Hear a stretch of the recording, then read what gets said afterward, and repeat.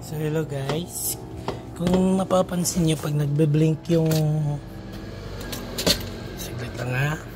So guys, ito pag napansin nyo yung ano, yung hold, yung dito, itong hold, pag tumatakbo kayo nagbe-blink,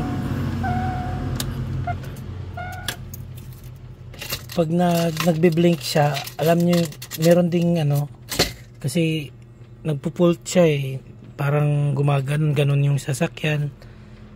Isa lang pala yung solusyon, check nyo talaga parati yung mga nakasaksak dun sa harapan. For example yun, yung hold nagbe-blink, ito yung solusyon dyan. Check nyo talaga dito sa air filter nyo, ito yung yung coast, kasi hindi ko napansin natanggal pala siya. So nung binalik ko siya, sensor, ayun, naging goods na. So tignan nyo parati to, yung mga nakasaksak, tignan nyo parati. Yun, na-solve yung ano ko, kung nagbe-blink yung hold na sign.